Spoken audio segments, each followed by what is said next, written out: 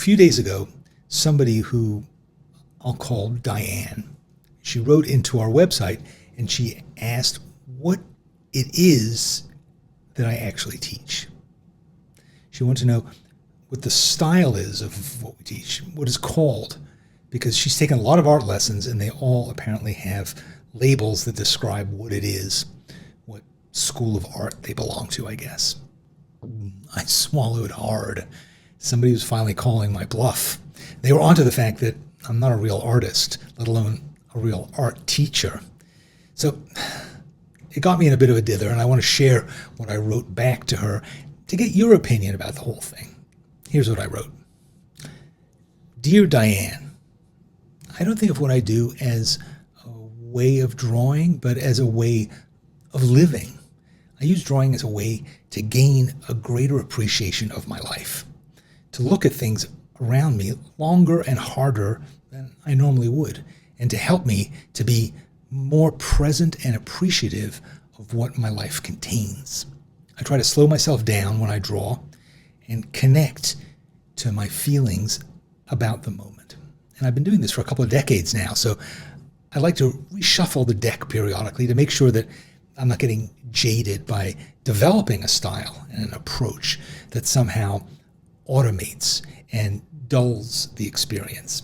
And to that end, I study other artists and they influence me for a while until that influence just becomes a part of me. And then I change up my materials to reawaken my awareness to a new sense of unfamiliarity and discomfort, which helps me to keep the whole experience feeling fresh.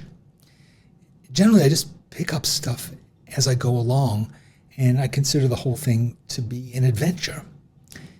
And it's an adventure that I want to encourage other people to go on to, either with me or on their own.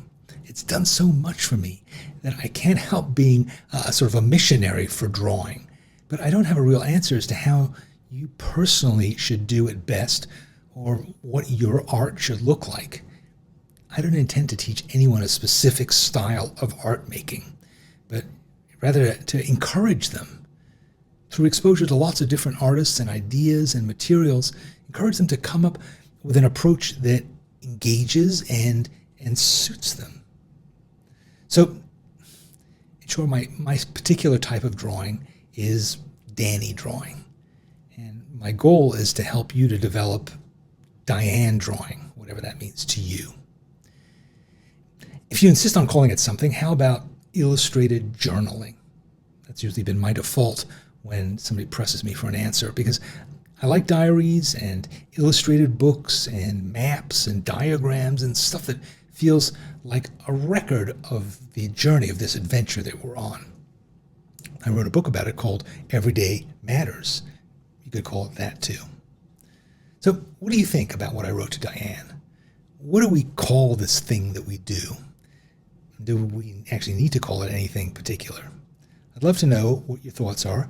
Just tell me in the comments below. Maybe I'll write to Diane a second time after you do.